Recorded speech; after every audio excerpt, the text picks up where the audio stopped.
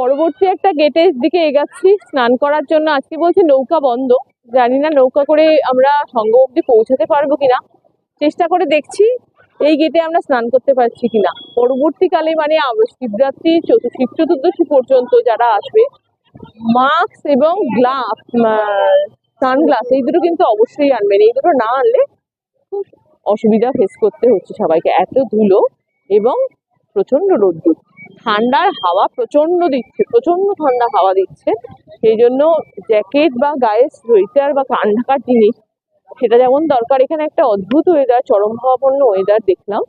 দিনের বেলা প্রচন্ড গরম, রাতের বেলা প্রচন্ড ঠান্ডা। প্রচন্ড ঠান্ডা মানে প্রচন্ডই ঠান্ডা। সেই ঠান্ডায় সেই আগুনের তাপ দিয়ে ঠান্ডা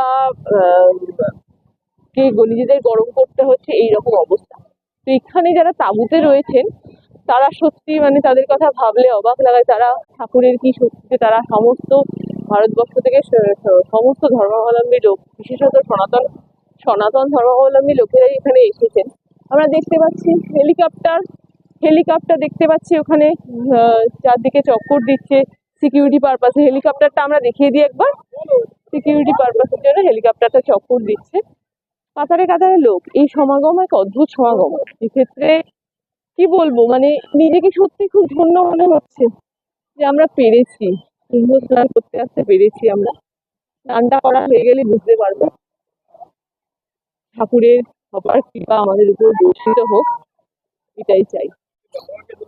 হেলিকপ্টারটা যাচ্ছে, সত্যি খুব ভালো লাগছে। মাঝে মাঝে শাহী স্নানের দিনে তারা নাকি পুষ্প বর্ষণ করছে, এটা যেন আরো আকর্ষণীয় ব্যাপার। এরা সিকিউরিটি পারপাসে এরা ঘুরে বেড়াচ্ছে সমস্ত জায়গা, সত্যি বেশ ভালো লাগছে।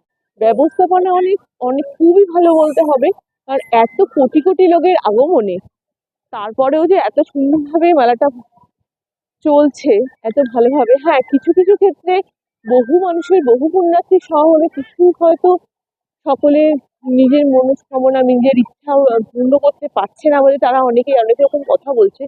কিন্তু এত কোটি কোটি লোকের আগমনে এত পুণ্যভূমি যে এখানে তৈরি হয়েছে, এই পুণ্যভূমিতে এসে স্নান করা, পুণ্যভূমিতে এসে ডুব দেওয়া, পুণ্যভূমিতে অবগাহন করা, এই পুণ্য ত্রিবেণী সঙ্গমে অবগাহন করার মধ্যে যে আনন্দ, যে শান্তি, যে তৃপ্তি, সেটা অস্বীকার করা যায় না। হ্যাঁ, তাই বলে কি যারা আসতে পারছেন না তারা অবগাহন করতে পারবে না? নিশ্চয়ই পারবেন। তারা মানব ত্রিবেণীতে অবগাহন করবেন, তারা মানব কুম্ভে অবগাহন করবেন। আমরা হয়তো শরীর কুম্ভকে পুণ্যদানের আশায়, পুণ্যদা লাভের আশায় এখানে এসে স্নান করে